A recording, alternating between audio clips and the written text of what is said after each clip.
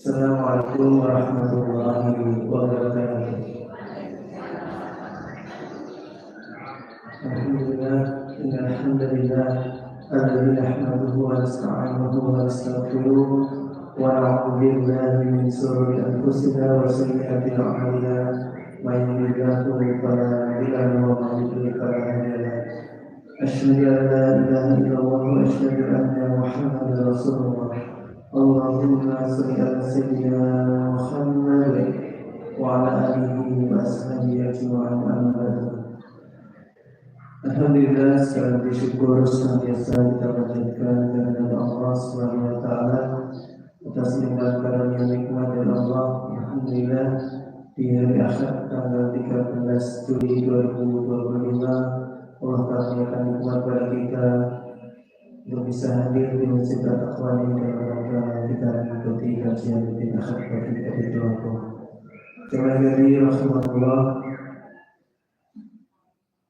yang saat ini sudah hadir di Masjid At-Taqwa maupun yang saat ini menyimak di channel medsos Iqaditullah, di channel YouTube Iqaditullah, maupun yang saat ini menyimak di 90,1 RKM Iqaditullah.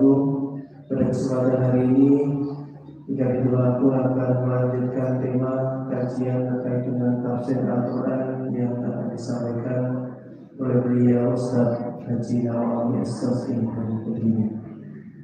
Dan jangan lupa salawat dan salam semoga senantiasa tercurah kepada junjungan kita Nabi Muhammad Sallallahu Alaihi Wasallam, mudah-mudahan yang akhir nanti kita mendapatkan syafaat dan mulia. Marilah mengawali kajian rutin Ahad dari pelaku ini. Marilah kita luruskan hati kita hadir di majelis ini dalam rangka kita mencari ridha Allah Subhanahu Wa Taala. Marilah kita mulai majelis ini dengan membaca basmalah bersama-sama. Bismillahirrahmanirrahim. Dan selanjutnya semakin berkah majelis kita dan kita simak bersama dengan ayat suci Al-Quran yang disampaikan oleh beliau Ustaz Imam Zulfani. Kepada beliau silakan.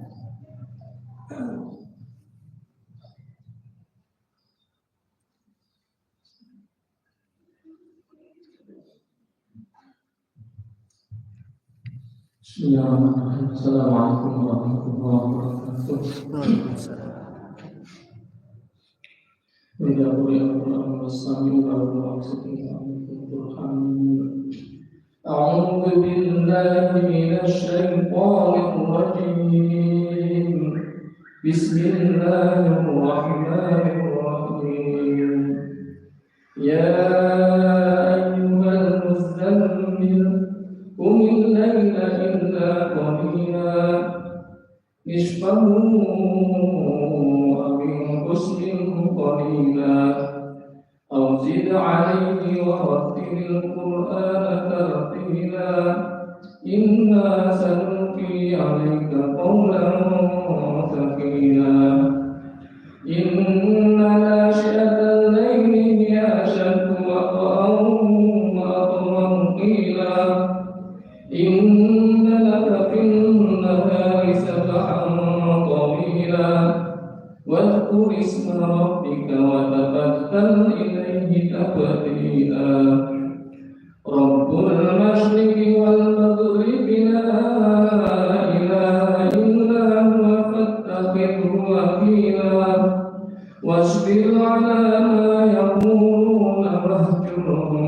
هجرا جميلا وذرني والمكذبين أولي النعمة ومهلهم قليلا إن لدينا أنكالا وجحيما وطعاما ذا غصة وعذابا أليما يوم ترجف الأرض والجبال وكانت الجبال كثيبا مهيلا إنا أرسلنا إليكم رسولا شاهدا عليكم كما أرسلنا إلى فرعون رسولا فعصى فرعون الرسول فأخذناه أخذا وبيلا فكيف تتقون إن كفرتم يوما يجعل البلدان شيبا السماء منفطر به كان وعده مفعولا إن هذه تذكرة فمن شاء اتخذ إلى ربه سبيلا إن ربك يعلم أنك تقوم أدنى من ثلثي الليل ونصفه وثلثه وطائفة من الذين معك والله يقدر الليل والنهار علم أن لن تحصوا فتاب عليكم فاقرؤوا ما تيسر من القرآن علم أن سيكون منكم مرضى وآخرون يضربون في الأرض يبتغون من فضل الله وآخرون يقاتلون في سبيل الله فاقرؤوا ما تيسر منه وأقيموا الصلاة وآتوا الزكاة وأقرضوا الله قرضا حسنا وما تقدموا لأنفسكم من خير تجدوه عند الله هو خيرا وأعظم أجرا واستغفروا الله إن الله غفور رحيم صدق الله العظيم. السلام عليكم ورحمة الله وبركاته.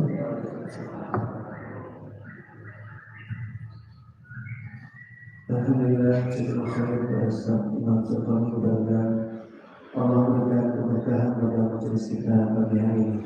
Coba jadi Rasulullah, sebelum memulai pengajian, mohon untuk merapikan stopnya. Ibu-ibu minta tolong maju di stop yang terdepan.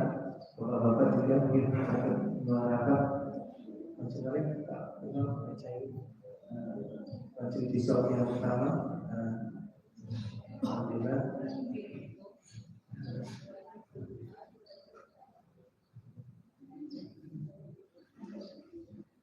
Ya,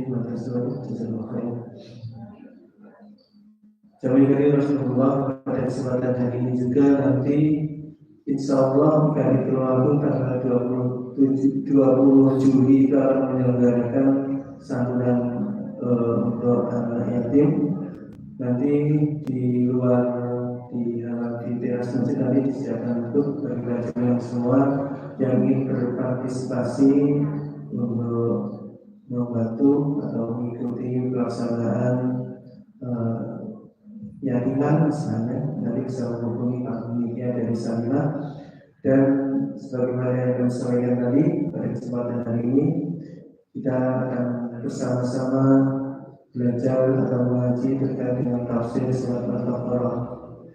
Sebagai kelanjutan materi yang sebelumnya, kita sampai di ayat yang ke-8. Dan alhamdulillah bersama kita berhadir beliau Ustaz Haji Nawawi.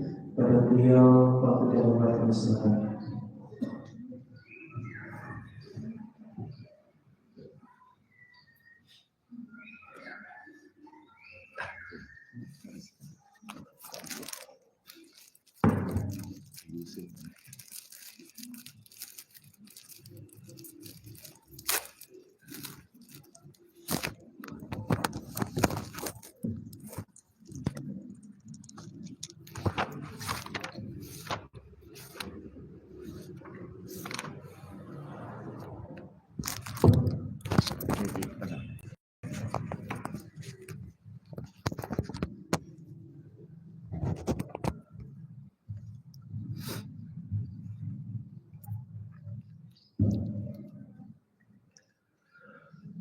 Assalamualaikum warahmatullahi wabarakatuh.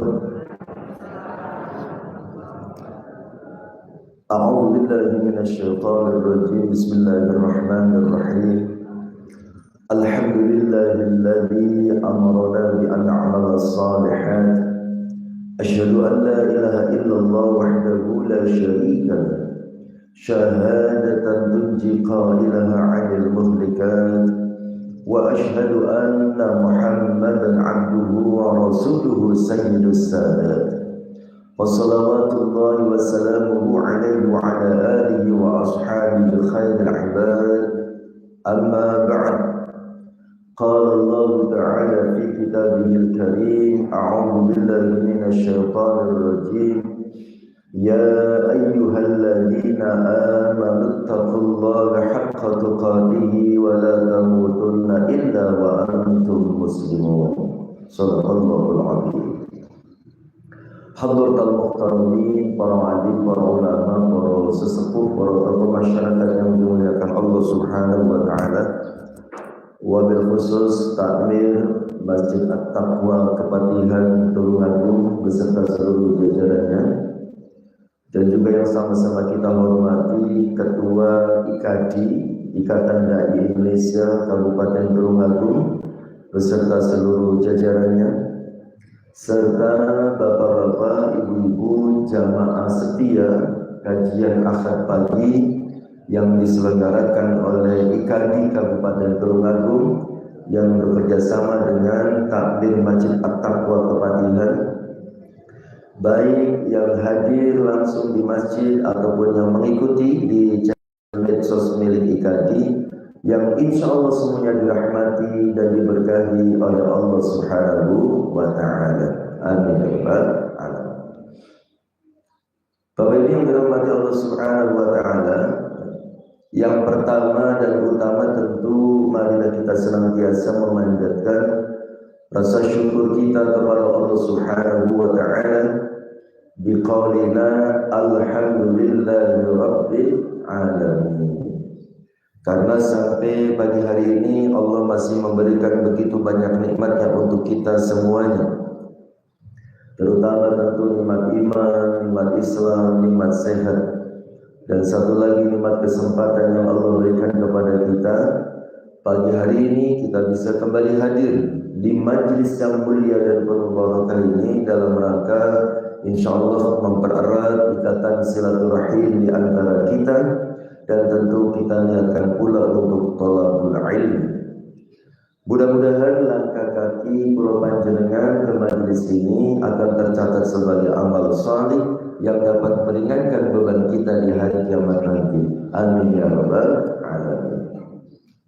Selanjutnya selawat serta salam tidak akan pernah lupa kita sanjungkan kepada uswah dan qudwah kita, panutan dan anutan kita, baginda Rasul Muhammad sallallahu alaihi wasallam beserta keluarganya, para sahabatnya, para penerus dakwahnya, dan kita semua sebagai umatnya.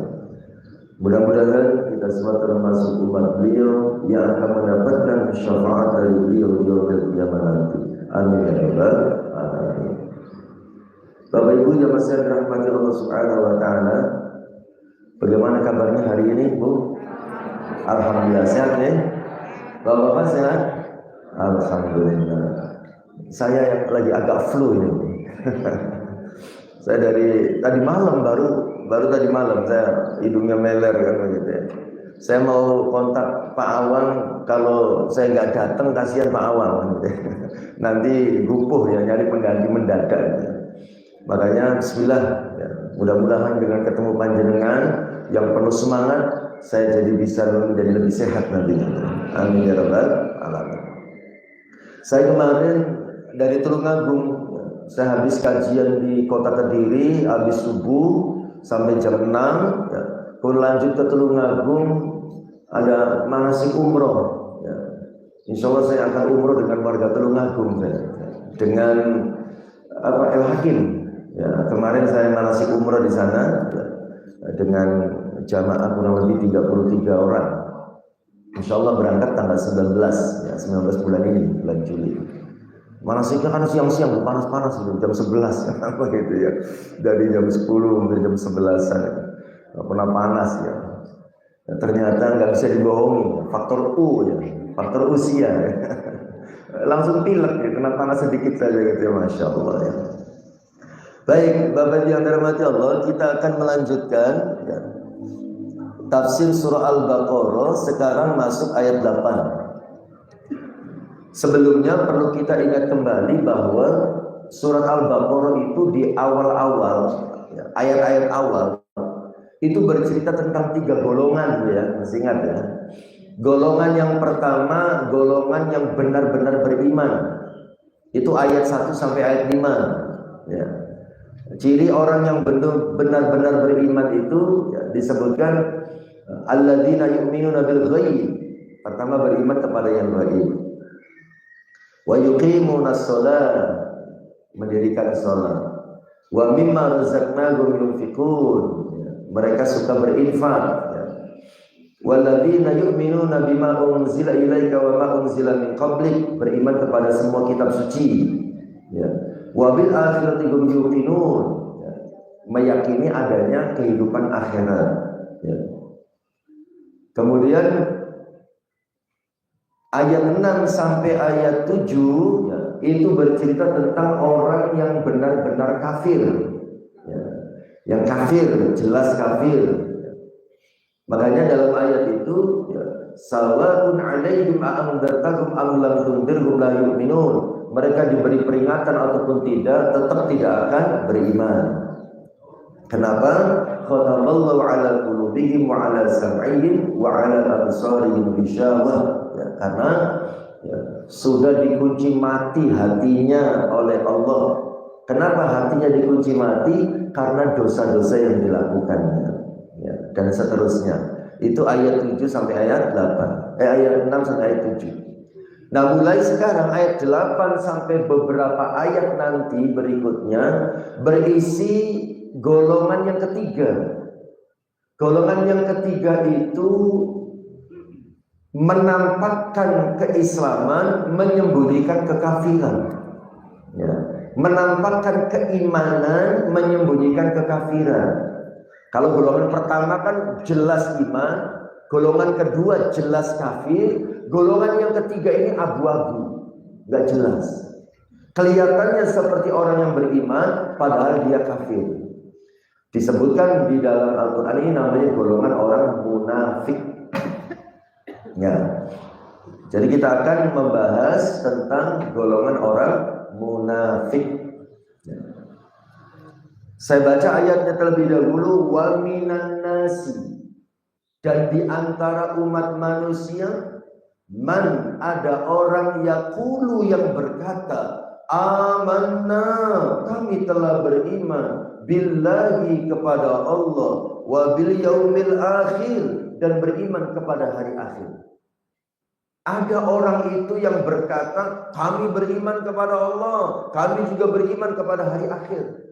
Tetapi kata Allah, wa ma hum bimu'minin, padahal mereka itu bukan orang yang beriman. Lalu tujuannya apa mereka begitu ngomong beriman padahal tidak beriman? Kata Allah dijelaskan, yukhadi'unallah. Tujuan mereka untuk menipu Allah.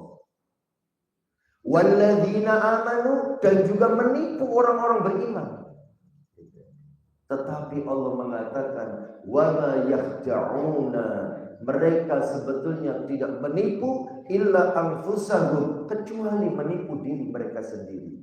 Wa ma yash'urun, tapi mereka tidak menyadarinya. Yang kita bahas. Jadi golongan yang ketiga terkait dengan iman ya, adalah orang munafik. Menampakkan keimanan, menyembunyikan kekafiran. Sebelumnya perlu kita bahas terlebih dahulu bahwa ya, munafik itu sebutan untuk orangnya. Kalau perbuatannya namanya nifak, kemunafikan. Ya. Nifak itu perbuatannya, munafik itu orangnya. Nifak pengertiannya adalah menampakkan kebaikan, menyembunyikan keburukan. Secara umum begitu. Menampakkan kebaikan, menyembunyikan keburukan. Kalau terkait dengan iman berarti ya, menampakkan keimanan, menyembunyikan kekafiran. Itu definisi dari nifak. Nah kemudian nifak itu ada dua macam. Nifak itu, kemunafikan itu ada dua macam. Ada nifak i'tiqadi. Nifak i'tiqadi, kemunafikan yang bersifat akidah. Yang kedua, nifak amali, kemunafikan yang bersifat amal. Jadi ada orang itu munafik dalam akidah, ada munafik dalam amal. Dua-duanya sama-sama tercela. Tetapi ya, hukum dari dua kemunafikan ini berbeda. Kalau nifak i'tiqadi, munafik dalam akidah, kalau ada orang yang melakukannya, itu dihukumi kafir. Munafik dalam akidah. Karena dihukumi kafir, nanti di akhirat dia masuk neraka, kekal langgeng di dalam neraka, tidak bisa keluar. Itu munafik dalam akidah. Kalau munafik dalam amal, ya, nifak amali, munafik dalam amal, itu hukumnya fasik, bukan kafir. Fasik. Fasik itu artinya berdosa. Dia masih dianggap sebagai orang Islam, tapi berdosa. Lalu apa konsekuensinya di akhirat? Dia juga masuk neraka karena dosanya itu. Kalau tidak ditobati. Nah, tetapi di nerakanya tidak selamanya.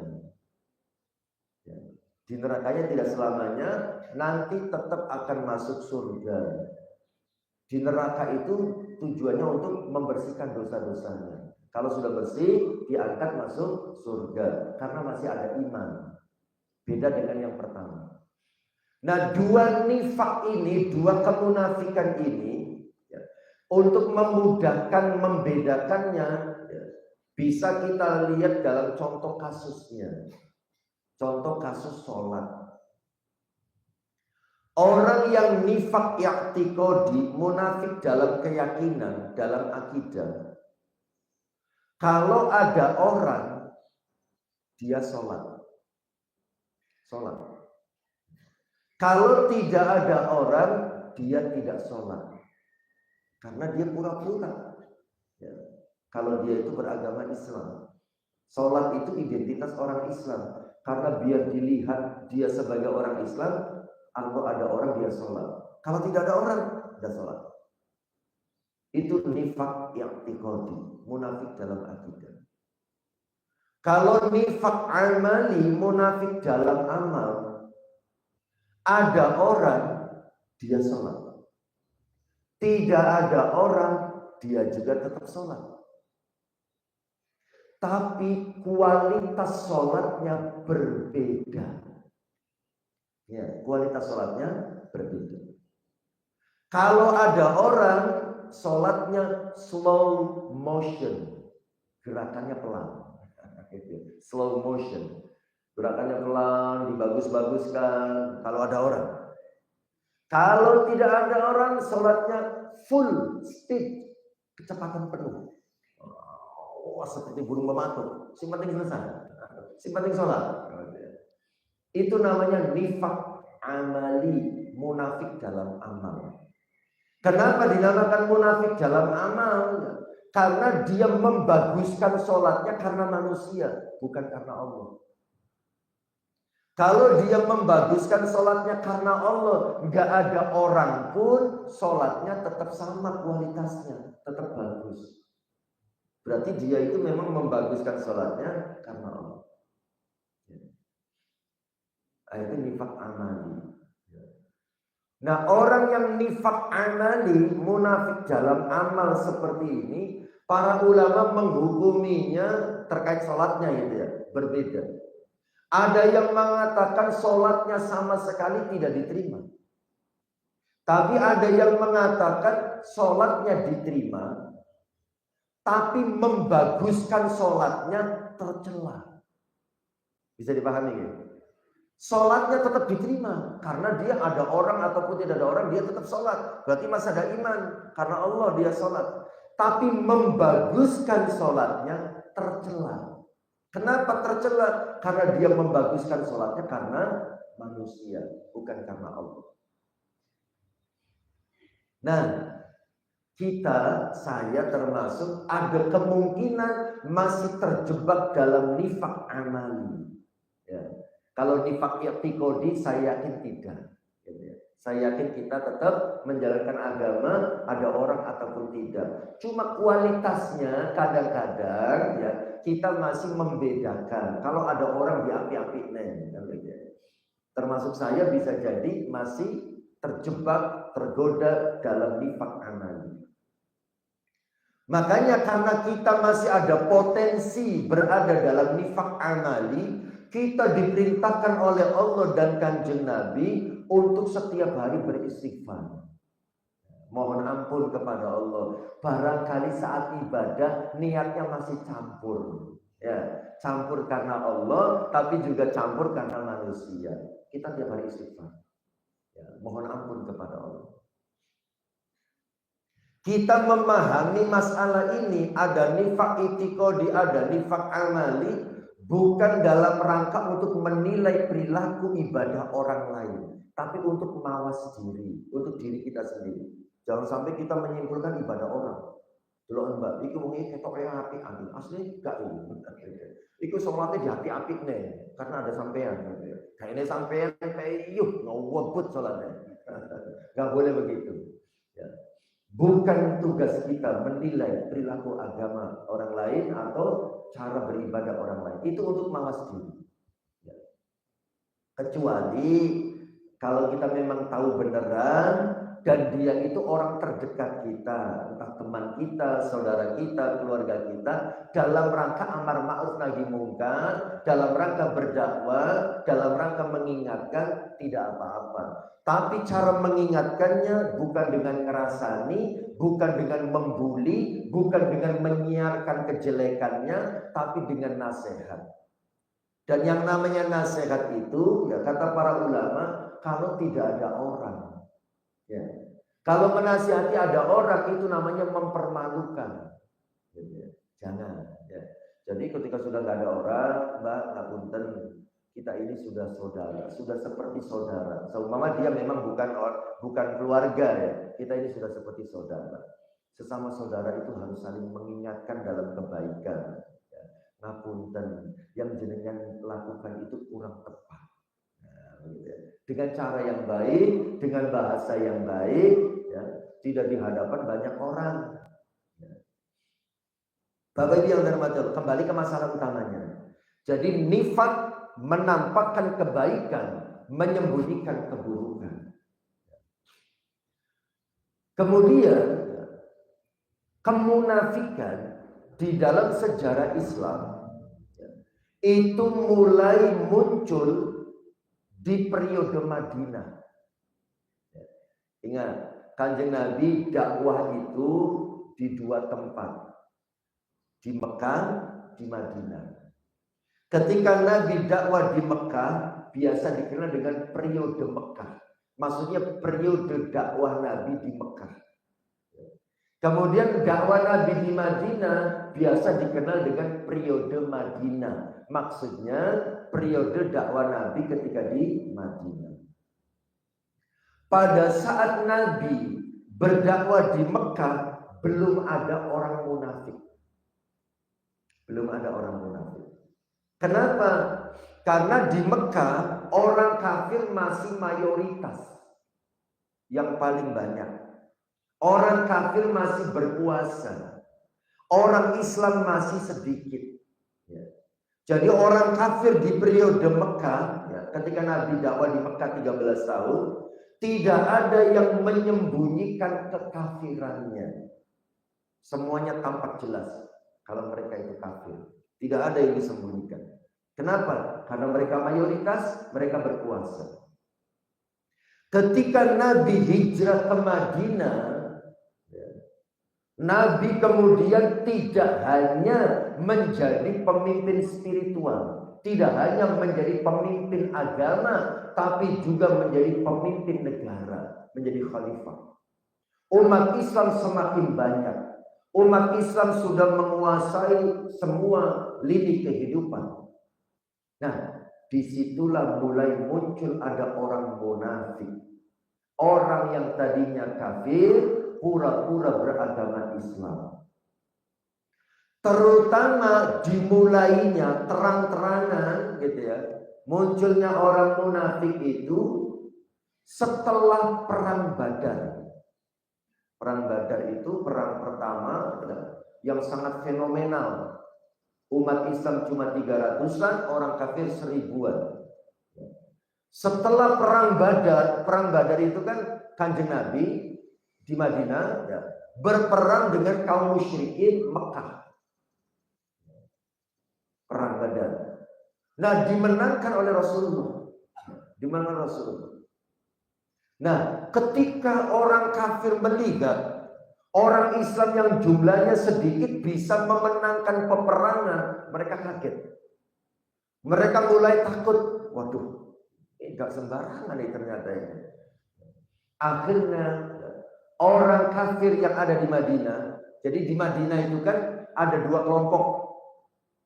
Ada ahlul kitab, ada kaum musyrikin. Ahlul kitab ini orang Madinah yang sudah memeluk agama samawi. Agama samawi itu agama dari langit, agama yang ada kitab sucinya. Ahlul kitab yang dimaksud adalah yang beragama Yahudi dan Nasrani. Yahudi ada kitabnya Taurat, Nasrani ada kitabnya Injil. Itu satu kelompok. Ini kebanyakan orang-orang Yahudi ya, yang beragama Yahudi dan Nasrani, ini keturunan Yahudi. Nah, kemudian yang kedua kaum musyrikin. Kaum musyrikin ini orang Madinah atau orang Arab secara umum yang tidak memeluk agama samawi, tidak beragama Yahudi, tidak beragama Nasrani. Makanya mereka disebut sebagai kaum musyrikin. Ya, masih menyembah berhala. Di Madinah itu yang dikenal 2 suku, Aus dan Khazraj. Ini kaum musyrikin. Ketika Nabi hijrah ke Madinah, Aus dan Khazraj ini banyak yang masuk Islam. Kemudian pada saat selesai perang Badar, ada tokoh kaum musyrikin yang ada di Madinah yang tadinya dihormati oleh orang-orang di Madinah, dan mereka mau membeat orang ini menjadi pemimpin mereka. Tapi karena ada Kanjeng Nabi masuk Madinah, Kanjeng Nabi menjadi pemimpin di sana, memenangkan perang Badar, orang ini akhirnya pura-pura masuk Islam. Namanya Abdullah bin Ubay bin Salul. Ini tokoh munafik. Ya. Abdullah bin Ubay bin Salul itu pura-pura masuk Islam. Masuk Islamnya setelah peristiwa perang Badar. Nah, itu diceritakan dalam sejarah begitu, termasuk dalam tafsir Ibnu Katsir ini diceritakan seperti itu. Jadi usai perang Badar, Abdullah bin Ubay bin Salul berkata, dia mengatakan usai perang Badar, ya, ketetapan Allah benar-benar telah tiba. Dia mengatakan begitu. Dia pun memperlihatkan diri masuk Islam bersama orang-orang yang mengikuti jejaknya dan beberapa orang dari kalangan ahlul kitab. Ya. Dari Aus dan Khazraj, para pengikutnya Abdullah bin Ubay bin Salul, karena Abdullah sebagai pemimpin mereka masuk Islam, mereka mengikuti. Kemudian sebagian dari orang Yahudi, ahlul kitab, ya, itu juga masuk Islam. Ya. Kalau Yahudi ada 3 kelompok di situ ya, ada Qainuqa, Bani Qainuqa, Bani Nadir, dan Bani Quraidah. Itu orang-orang Yahudi. Kalau yang musyrikin, Aus dan Khazraj, itu yang ada di Madinah pada waktu itu 5 kelompok ini. Bapak yang dirahmati Allah, nah ini dijelaskan dalam tafsir ini. Sejak Abdullah bin Ubay bin Salul menyatakan diri masuk Islam, sejak itulah muncul kemunafikan di tengah-tengah penduduk Madinah dan orang-orang Arab di sekitarnya. Mulailah muncul orang-orang munafik. Itu sejak itu. Sejak Abdullah bin Ubay bin Salul menyatakan diri masuk Islam. Bapak Ibu jamaah sekalian dirahmati Allah Subhanahu wa taala, itu sejarahnya. Nah, kita bahas lagi ayat tadi. Di antara manusia wa minan nasi man orang, ada orang yaqulu yang berkata amanna billahi wa bil yaumil akhir. Kami beriman kepada Allah dan kami beriman kepada hari akhir. Tetapi wa ma hum bimu'minin, padahal mereka sebetulnya tidak beriman. Kenapa mereka bersikap seperti itu? Menyatakan diri beriman, menampakkan diri seperti orang yang beriman. Mereka ternyata tujuannya, kata Allah, yukhadi'un Allah. Mereka tujuannya untuk menipu Allah. Mereka memperlihatkan diri dengan mengucapkan la ilaha illallah. Tujuannya untuk menyelamatkan nyawa dan kekayaan mereka agar tidak lenyap, sementara hati mereka sama sekali tidak meyakininya. Hanya karena kepentingan dunia. Ini umat Islam berpuasa ini. Pada waktu itu ya di Madinah itu orang Islam berpuasa, semuanya ada orang Islam di sana. Ini kalau saya tetap kafir, takutnya ekonomi saya terganggu. Takutnya nanti nyawa saya terancam. Ya wis pura-pura masuk Islam. Gitu ya. Itu munafik dalam akidah. Ya. Jadi yang diceritakan di dalam ayat-ayat ini cerita tentang munafik dalam akidah. Ya, bukan munafik dalam amal. Yang diceritakan dalam ayat-ayat ini cerita tentang munafik dalam akidah, orang kafir yang pura-pura masuk Islam. Dan mereka ini ya, karena dalam hatinya sebetulnya tidak beriman, ya, tidak ada iman, ya, maka sekalipun mereka ini berada di tengah-tengah orang Islam, hatinya tidak menyatu dengan orang Islam. Bahkan di dalam hatinya masih ada kebencian dan permusuhan. Makanya dia berada di tengah-tengah orang Islam itu kadang-kadang untuk memata-matai, melihat dan memperhatikan kelemahan orang Islam. Setelah itu kembali ke kelompoknya yang asli, dilaporkan orang Islam itu kelemahannya begini, dilaporkan. Seperti kalau jenengan lihat, kalau membaca dan mengikuti ya, perang Israel dengan Iran.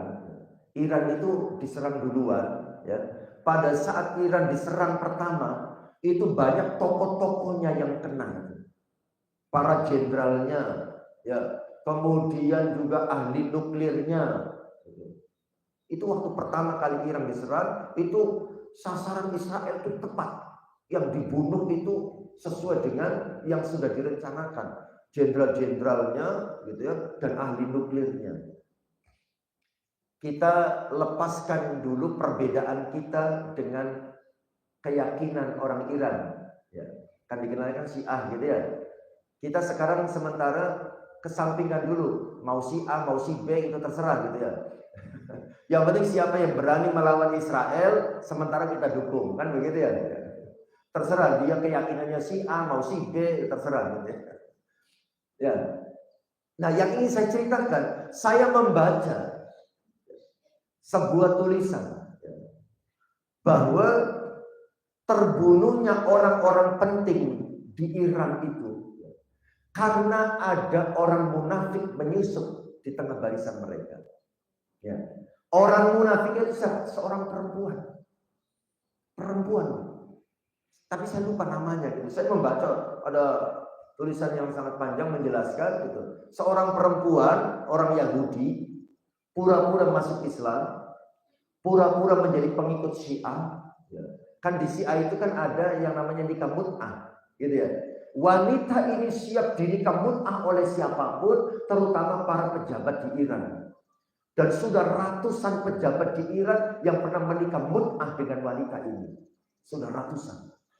Nah dia ini karena dinikah mut'ah dengan oleh para pejabat di Iran, maka dia bebas masuk ke dalam rumahnya, bebas masuk ke dalam kantor kerjanya, dan seterusnya. Ternyata itu dilakukan untuk meneliti, mengawasi pejabat yang ini kegiatannya apa saja, dari pagi sampai sore apa saja, kalau hari Senin adanya di mana, dan seterusnya. Ditulis, dilaporkan ke Israel. Makanya pada saat Israel menyerang, itu sudah tahu yang diserang adanya di mana.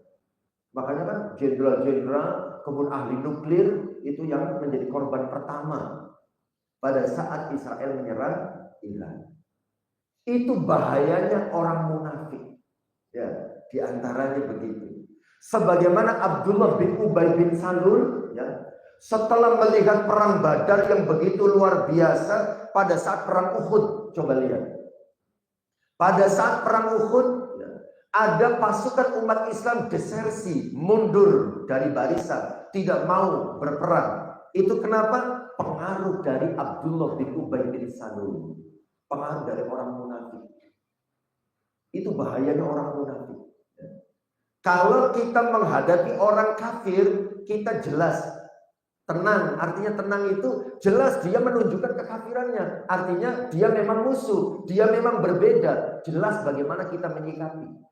Tapi kalau orang munafik susah. Karena mereka bisa berada di tengah-tengah kita. Kita sholat, mereka juga sholat. Kita kajian, mereka juga kajian. Nah, itu susahnya menghadapi orang munafik begitu. Ya, baik, kembali ke masalah utama.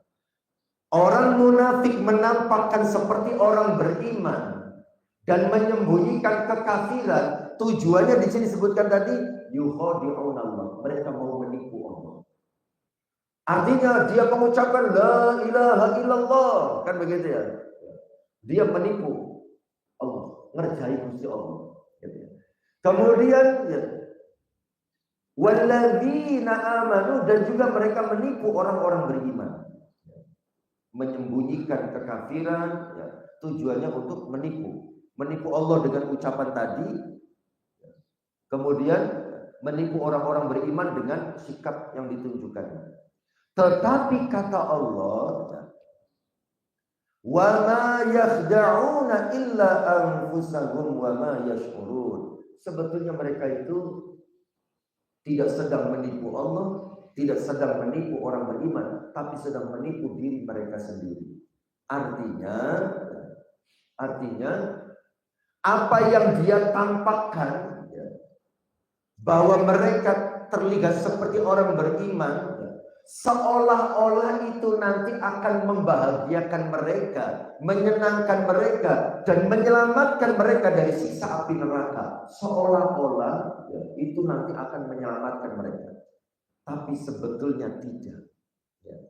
Kenapa? Karena Allah Subhanahu wa ta'ala yang memang membiarkan mereka seperti itu. Dibiarkan seolah-olah mereka berhasil gitu menipu gitu ya. Seolah-olah berhasil menipu Allah, menipu orang beriman gitu ya, dengan ditunjukkan oleh Allah ya, dengan sikap kafir yang disembunyikan, mereka tetap bisnisnya maju. Dengan menyembunyikan kekafirannya, mereka tetap hidupnya nyaman. Itu seolah-olah mereka itu ya, berhasil tipuannya, tapi sebetulnya tidak.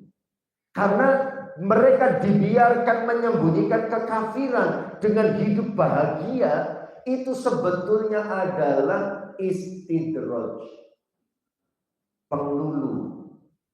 Dibiarkan, dibiarkan oleh Allah. Ayo silakan kalian terus menipu, dan silakan kalian terus sukses, silakan kalian terus bahagia. Supaya apa? Supaya semakin banyak dosanya, sehingga mereka nanti akan disiksa tanpa ampun oleh Allah Subhanahu wa ta'ala. Ini kelihatannya masalah ini untuk orang munafik. Mereka banyak dosa tapi tetap sukses hidupnya. Kelihatannya hanya untuk orang munafik, tapi ini juga peringatan untuk kita.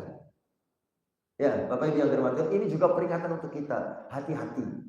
Kalau kita merasa tidak terlalu taat, Kalau kita merasa sebetulnya banyak salah dan dosa, tapi kok rezeki lancar terus, bisnis kok tambah maju, hati-hati.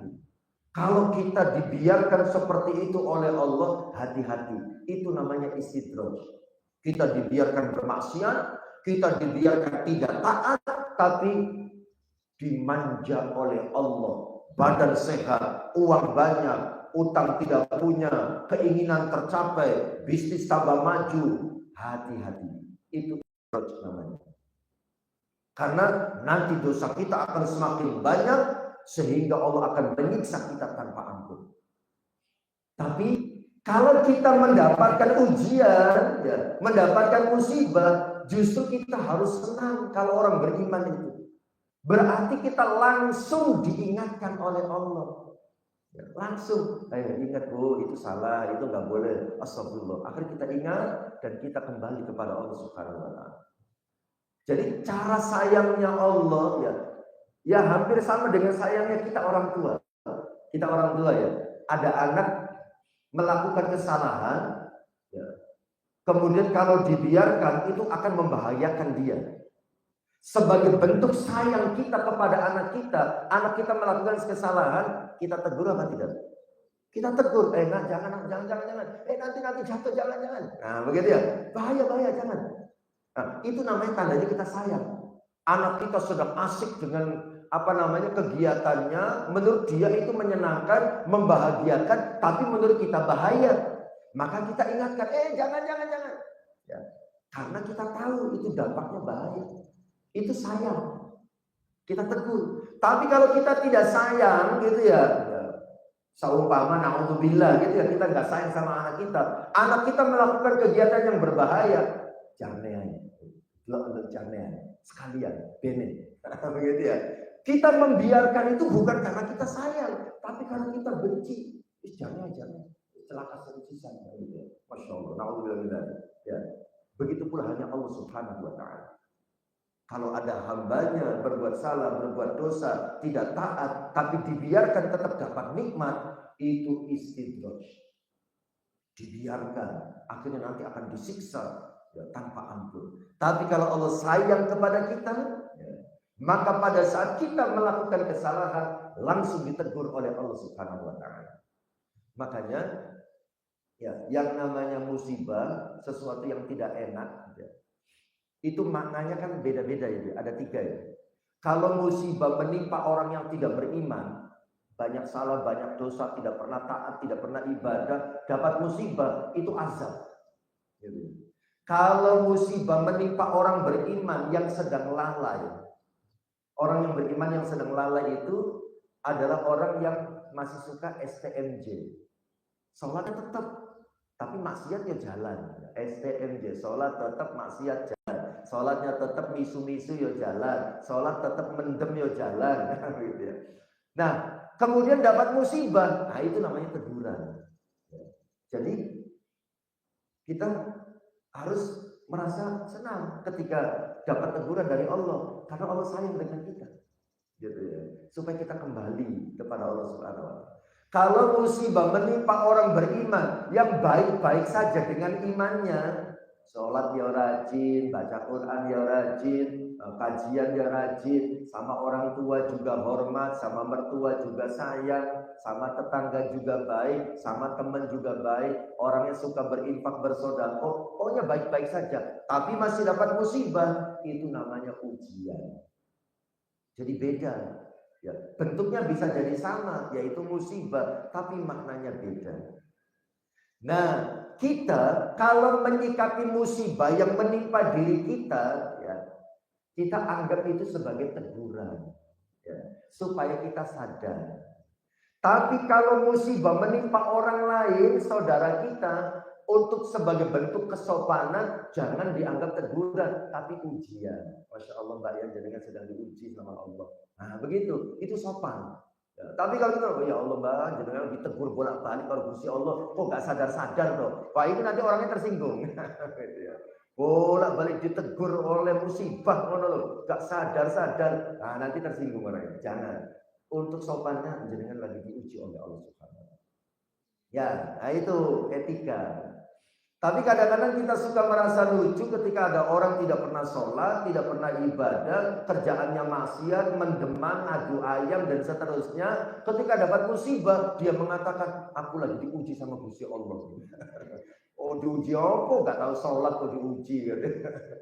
Itu azab. Gitu. Baik, kembali lagi. Ciri orang munafik dalam akidah tadi. Itu ciri orang munafik dalam akidah. Dia pura-pura ibadahnya. Ya. Tujuannya hanya untuk menipu Gusti Allah dan menipu kula panjenengan orang beriman. Pura-pura. Tetapi kata Gusti Allah, sebetulnya mereka tidak sedang menipu siapa-siapa. Tidak sedang menipu Allah. Tidak sedang menipu kula panjenengan. Tapi mereka sedang menipu dirinya sendiri. Karena dianggapnya dengan sikapnya itu akan menyelamatkannya. Tapi ternyata tidak.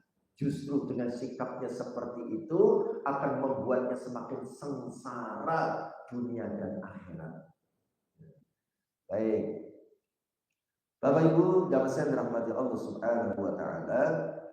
Kemudian ayat berikutnya, ayat 10. Fi qulubihim maradun fazadahumullahu maradun. Di dalam hati orang-orang munafik ada penyakit. Fazadahumullahu maradun, maka kemudian Allah menambah penyakitnya. Walahum adzabun alim, bagi mereka siksa yang amat pedih. Kenapa? Bima kanu yakdzibun, dengan sebab kedustaan yang mereka lakukan. Kenapa mereka itu seperti itu? Ya, dijelaskan dalam ayat ini. Ya. Kenapa mereka terus menipu Allah, terus menipu orang beriman dengan pura-pura beragama Islam, pura-pura beriman. Kenapa mereka terus seperti itu, tidak sadar-sadar? Tidak menjadi baik, karena dalam hati mereka, kata Allah, fi qulubihim maradun. Dalam hati mereka ada penyakit. Penyakitnya apa? Penyakitnya itu kafir. Penyakitnya itu karena ada ragu dalam imannya, ingkar terhadap kebenaran Al-Quran, ingkar terhadap kebenaran Rasulullah. Itu penyakitnya. Kemudian karena ada penyakit yang ada di dalam hatinya seperti itu, kemudian mereka tidak ada upaya mengobati penyakitnya, justru fazadahumullahu maradun, ditambah penyakitnya oleh Allah Subhanahu wa taala. Maka itu tadi istidraj, dibiarkan oleh Allah dalam rangka menambah kekafirannya, menambah kemaksiatannya, gitu ya, menambah keraguan dalam imannya. Itu dibiarkan oleh Allah dalam rangka itu biar ditambah dosanya. Sehingga kata Allah berikutnya apa? Walahum adzabun alim. Nanti mereka akan mendapatkan siksa yang amat pedih. Bahkan Bapak Ibu yang dirahmati Allah, siksanya orang munafik itu lebih besar daripada siksanya orang kafir. Ya. Orang munafik itu siksanya lebih besar daripada orang kafir. Karena orang kafir itu kan tidak menipu, dia menampakkan kekafirannya, jelas. Kan begitu ya. Sehingga kita orang beriman jelas bagaimana menyikapinya. Tapi kalau orang munafik dia menyembunyikannya. Akhirnya banyak orang yang tertipu. Ya, orang yang tertipu. Nah, karena banyak menimbulkan madorot, gitu ya, siksanya lebih besar. Makanya di dalam Al-Quran, surat apa itu ya? Sebentar saya cari. Nah, An-Nisa ayat 145. Allah Subhanahu wa taala mengatakan, innal munafiqina, sesungguhnya orang-orang munafik itu fiddarki, di dalam tingkatan al-asfali, yang paling bawah, minan nari, dari neraka. Orang munafik itu di nerakanya, di neraka yang paling dasar, keraknya neraka yang paling panas. Ya seperti panci gitu ya. Yang paling panas itu kan yang paling bawah, yang nempel dengan api, kan begitu ya. Yang paling atas, semakin ke atas, semakin jauh, kan tidak sepanas yang berada di bawah. Innal munafikina, sesungguhnya orang munafik itu fiddarki al-asfali minan nar, berada di tingkatan yang paling bawah dari neraka. Kemudian kata Allah, walan tajidalahum nasiro, dan kamu sekali-kali tidak akan mendapat seorang penolong pun untuk mereka. Mereka tidak akan ada pertolongan, tidak ada yang bisa menolong. Ya. Tapi kalau orang beriman yang berbuat dosa, ya, itu masih bisa mendapatkan pertolongan. Di antaranya kan ada yang namanya syafaat. Ya. Syafaat itu bisa bermakna kesaksian, bisa bermakna rekomendasi, bisa bermakna pertolongan. Kita golongan jenengan ini sebagai sesama orang yang beriman, yang sering mengadakan kegiatan bersama seperti ini, ya, mengadakan kajian bareng-bareng, itu nanti bisa saling memberikan syafaat. Ya. Jadi nanti jenengan yang masuk surga duluan sama Allah diberikan kesempatan. Bu, coba lihat di neraka, ada nggak yang jenengan kenal kalau dia itu orang baik? Ya Allah, itu teman saya Allah. Itu biasa kajian bareng di IKH di Tulungagung kalau hari Ahad gitu ya. Saya menyaksikan dia orang baik ya Allah. Akhirnya nanti dia diangkat oleh Allah dimasukkan surga. Ayo dicari lagi, masih ada lagi enggak yang jenengan kenal kalau dia itu orang baik? Itulah pentingnya kita sering berkumpul dengan orang soleh. Orang soleh itu tempat berkumpulnya di mana? Ya ini di antaranya di majelis ilmu, ya, di masjid-masjid, di musola-musola, di majelis-majelis zikir, majelis-majelis ilmu. Itu orang-orang soleh. Nanti di akhirat bisa saling memberikan kesaksian di hadapan Allah. Ya Allah, saya menyaksikan dia orang baik. Makanya kan di Jawa kan ada tradisi kalau ada orang meninggal mau diberangkatkan ke pemakaman, kan ada Pak Modin kan, saya apa sawon, sawon sampai gitu ya, saya Pawon, ada yang jawab rawon, gak sopan, saya kan gitu ya, memberikan kesaksian, kan gitu ya. Ya, jadi nanti di akhirat kelebihan kita orang beriman itu bisa saling menolong. Tapi orang munafik kata Allah, walan tajidalahum nasiro, tidak akan ada yang bisa menolong. Orang munafik itu. Tapi kalau orang beriman bisa saling menolong antara yang satu dengan yang lain, memberikan kesaksian di hadapan Allah. Ya Allah, itu teman saya pengajian, ya Allah itu teman saya waktu baksos, ya Allah itu teman saya waktu santunan, ya Allah itu teman saya waktu bangun masjid, ya Allah itu teman saya waktu bangun pesantren. Saling memberikan kesaksian. Baik, kemudian berikutnya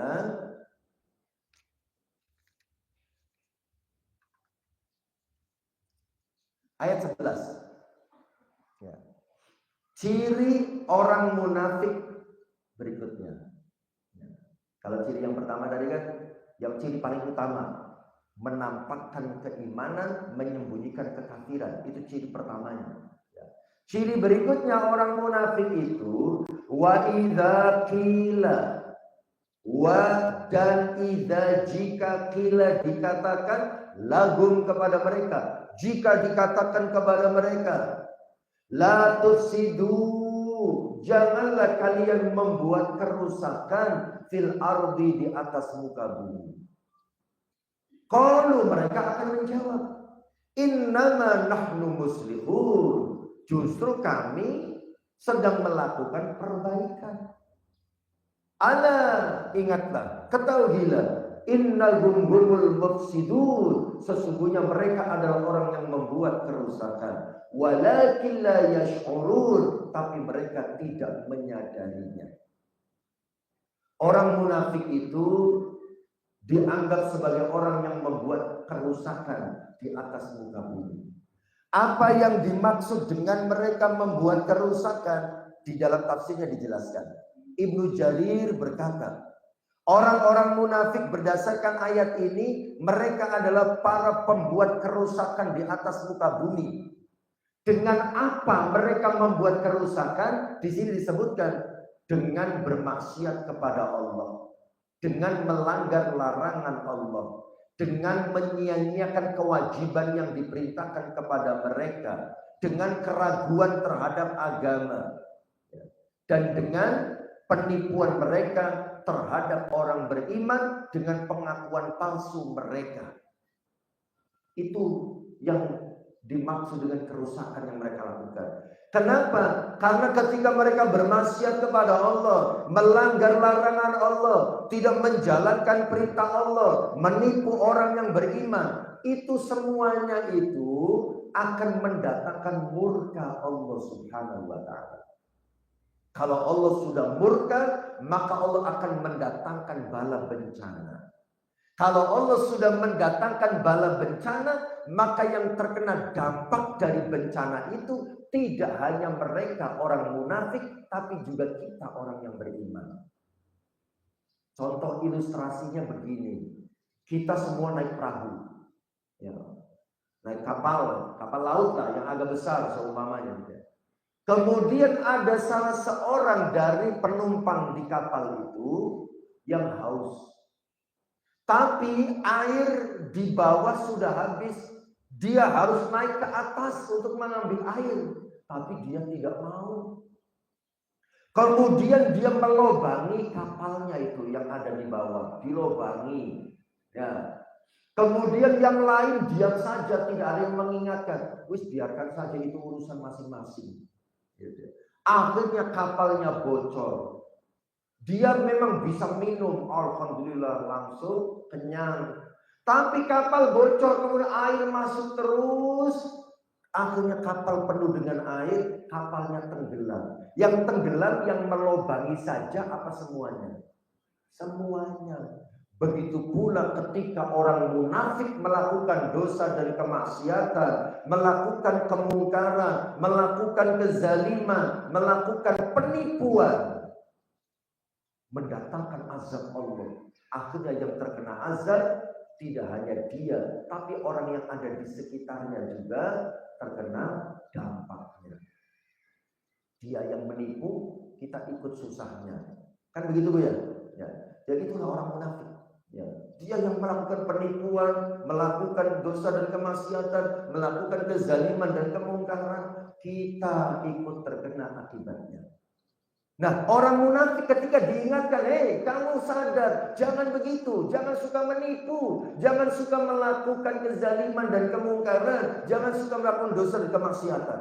Jawabnya apa? Loh, justru saya ini sedang bekerja, justru saya ini sedang melakukan perbaikan. Kan begitu. Ini saya sedang bicara Al-Quran ya. Jenengan jangan membayangkan siapa-siapa loh ya. Kelihatan jenengan kok lagi membayangkan seseorang kan gitu ya. Jangan ya. Kita sedang bicara Al-Quran ya. Jangan membayangkan jangan-jangan maksudnya ini. Jangan. Kita sedang membahas ciri orang munafik menurut Al-Quran ya. Jadi itulah orang munafik, bahayanya, Masya Allah, kan begitu ya. Kita jadi merasakan akibatnya, kan begitu ya. Akibat dari kemunafikannya. Itulah ciri orang munafik. Kalau diingatkan, tangga ngeyel. Begitu ya. Loh, justru saya ini sedang bekerja, justru saya sedang melakukan perbaikan. Allah mengingatkan, ana ketahuilah, innahum humul mufsidun. Sebetulnya mereka ini perusak, yang melakukan kerusakan di atas muka bumi. Walakin la yash'urun, tapi tidak menyadarinya. Dan para pendukungnya masih banyak yang tidak menyadarinya. Maksud pendukung orang munafik ya, yang ada dalam Al-Quran ya. Jangan membayangkan siapa-siapa ya. Pendukung orang munafik yang ada dalam Al-Quran gitu ya, mereka masih tidak sadar gitu kalau junjungannya itu melakukan penipuan. Kan begitu ya, masih dipuji-puji terus, merasa senang dan bahagia terus. Tapi ketika susah berteriaknya paling kenceng, kan begitu ya. Ini maksudnya orang munafik dalam Al-Quran loh ya. Jangan membayangkan siapa-siapa ya. Bapak Ibu yang dirahmati Allah. Ya. Kemudian berikutnya, ya, ciri orang munafik berikutnya. Ya. 3 menit lagi. Ya. Tadi saya mulai jam 7.15, kita akhiri jam 8.15. Ya. Ciri berikutnya, wa idza qila lahum, jika dikatakan kepada mereka orang-orang munafik, aminu, berimanlah kalian semua, kama amanan nas, sebagaimana orang lain beriman. Jadi di zaman Rasulullah, orang munafik diingatkan, coba kalian itu berimannya yang benar, sebagaimana yang lain. Iman yang benar itu bagaimana? Masih ingat? Iman yang benar itu diyakini dalam hati, dinyatakan dengan lisan, dibuktikan dengan perbuatan. Itu iman yang benar. Diyakini dalam hati, dinyatakan dengan lisan, dibuktikan dengan perbuatan. Itu iman yang benar. Nah, orang munafik kan tidak begitu. Apa yang diucapkan berbeda dengan apa yang ada dalam hatinya. Apa yang dilakukan berbeda dengan apa yang ada dalam hatinya. Ketika mereka diingatkan, hei kalian berimanlah sebagaimana orang lain umumnya ketika mereka beriman. Jangan begitu caramu beriman, itu salah. Apa jawab mereka? Qalu, mereka menjawab, anu'minu kama amanas sufaha. Apakah kami harus beriman sebagaimana berimannya orang-orang yang bodoh? Nah, itu menganggapnya orang yang baik, orang yang jujur, orang yang benar dianggapnya orang bodoh. Masa saya harus disamakan dengan mereka? Masa saya harus kumpul dengan mereka? Dalam tafsirnya dijelaskan, orang beriman dengan iman yang baik dan benar, yang dimaksud di sini adalah para sahabat. Jadi orang munafik diingatkan, kamu itu cara berimannya coba dilihat itu para sahabat Rasulullah. Tapi mereka menjawabnya, masa kami harus duduk bersama orang-orang bodoh? Masa kami harus beriman seperti orang-orang bodoh? Orang munafik menganggap para sahabat orang-orang bodoh. Ya. Jadi orang-orang yang sudah pinter-pinter, ahli ilmu, itu sama pendukungnya itu dianggap orang bodoh. Ya. Jangan membayangkan siapa-siapa. Ya. Padahal itu yang orang-orang benar, orang-orang baik itu akademis, ahli ilmu, ahli agama, ahli segala macam kan begitu ya. Para sahabat kan begitu, ahli ilmu, ahli agama, ahli ibadah. Itu dianggap orang bodoh, ya. Tidak dipercaya oleh mereka. Maksudnya orang-orang munafik ya, yang ada di dalam Al-Quran. Ya. Tetapi kemudian Allah Subhanahu wa taala mengatakan, ala ketahuilah innahum humus sufaha. Sebetulnya mereka yang bodoh. Ya. Walakin la ya'lamun, tapi mereka tidak tahu kalau dirinya bodoh. Itu namanya jahil murakkab, kebodohan yang bertumpuk-tumpuk. Gitu ya. Udah bodoh tapi tidak sadar kalau dia bodoh kan gitu ya. Orang bodoh tapi tidak sadar kalau dia bodoh, itu namanya jahil murakkab. Ya, bahasa Arabnya begitu, jahil murakkab, kebodohan yang bertumpuk-tumpuk. Kalau dalam bahasanya RG, dungu namanya kan gitu.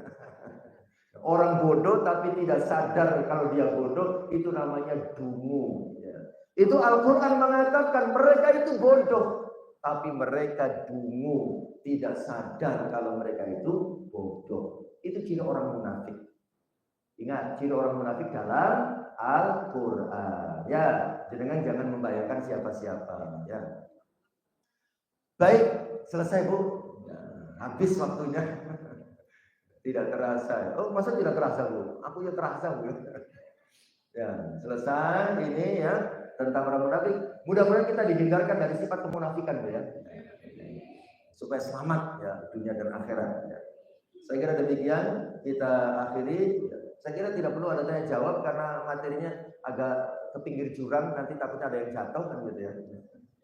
Kita akhiri saja dengan berdoa ya kepada Allah Subhanahu wa taala dengan harapan kita semua senantiasa diberikan kesehatan oleh Allah Subhanahu wa taala, diberikan umur yang panjang dan barokah, dimudahkan segala urusannya, dicapaikan semua harapan, cita-cita dan keinginannya, dilunaskan semua utang-utangnya, dan anak-anaknya yang sudah waktunya menikah cepat dipertemukan dengan jodohnya yang terbaik oleh Allah Subhanahu wa taala, dan anak-anak kita semuanya dijadikan sebagai anak-anak yang saleh dan salihah, yang sukses masa depannya, membanggakan dan membahagiakan hati orang tuanya, dan bisa mendoakan orang tuanya ketika meninggal nanti, dan mudah-mudahan kita semua diberikan husnul khatimah. Ala hadhihi niyyah wa ala kulli niyatin shalihah. Al-Fatihah. Alhamdulillah. Siratal ladzina an'amta 'alaihim ghairil maghdubi 'alaihim. Bismillahirrahmanirrahim. Alhamdulillahirabbil alamin. Hamdan syakirin, hamdan 'alimin, hamdan yu'ti mazida. Ya Rabbana lakal hamdu kama yanbaghi li jalali wajhika al-karim wa 'azimi sultanik. Allahumma shalli 'ala sayyidina Muhammadin salatan tasmu biha 'ala al-arzaq wa tuhassinu biha lana al-akhlaq wa 'ala alihi wa sahbihi wa sallim ya arhamar rahimin. Rabbana zalamna anfusana wa in lam taghfir lana wa tarhamna lanakunanna minal khasirin. Wa tub 'alaina ya maulana innaka antat tawwabur rahim. Allahumma inna na'udzu bika minal hammi wal hazan wa na'udzu bika min 'ajzi wal kasal wa na'udzu bika minal jubni wal bukhl wa na'udzu bika min ghalabatil layli wa qahrir rijal. Ya hayyu ya qayyum bi rahmatika nastaghith. Rabbi shrah lana sadrana wa yassir lana umurana wa yassir lana umurana wa yassir lana umurana wa hlul min lisani yafqahu qawlana. Rabbana ighfir lana dhunubana wa liwalidayna warhamhuma kama rabbayana shighara. Rabbana hab lana min azwajina wa dhurriyyatina qurrata a'yun waj'alna muttaqina imama. Rabbana la tuzigh qulubana ba'da idh hadaytana wa hab lana min ladunka rahmatan innaka antal wahhab. Rabbana atina fid dunya hasanah wa fil akhirati hasanah wa qina adzabannar wa qina adzabannar wa qina adzabannar wa adkhilna jannata ma'al abrar ya aziz ya ghaffar ya rabbal alamin. Wa sallallahu ala sayyidina Muhammadin nabiyyi wa ala alihi wa sahbihi wa sallam. Subhana rabbika rabbil izzati amma yasifun wa salamun alal mursalin walhamdulillahi rabbil alamin. Bismillahil Fatihah.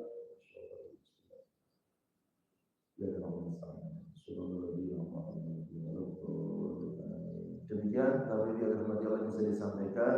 Kurang lebihnya saya mohon maaf. Ihdinas siratal mustaqim. Wallahu muwaffiq ila aqwamit thoriq. Wassalamualaikum warahmatullahi wabarakatuh. Alhamdulillah, mudah-mudahan kita bisa menangkap apa yang disampaikan, kita bisa terhindar dari sifat-sifat penyakit. Sudah berumah untuk pelan-pelan menjadi kembali insyaallah bersama Dr. Mudin, dan untuk pelan-pelan pada 20 Juli kita sedang menyelenggarakan sambungan untuk yatim dan duafa. Bagi bapak-bapak, ibu sekalian yang ingin berdonasi, kami persilakan nanti bisa menghubungi panitia dari Sarinah yang ada di teras Masjid Taqwa. Dan acara ini terselenggara bersama dari Tumatur, Sarinah, Persaudaraan Muslimah, dan juga dengan LRI Tumatur. Sebelum meninggalkan Masjid Taqwa, kami silakan kami bersalakan disingkat, dan ada orang kemudiannya kami mohon maaf dan marilah kita tutup majelis ini dengan belajar kafaratul majelis bersama. Alhamdulillahirabbil alamin. Subhanakallahumma wa bihamdika asyhadu an la ilaha illa anta astaghfiruka wa atubu ilaik. Assalamualaikum warahmatullahi wabarakatuh. Waalaikumsalam. Allahumma shalli ala sayyidina Muhammad.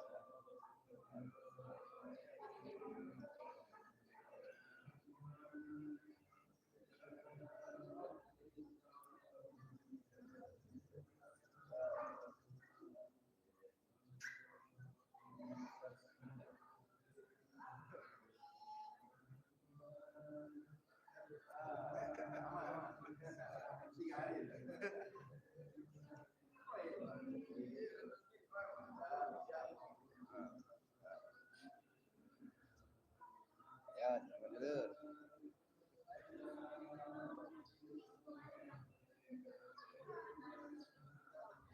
Bismillah.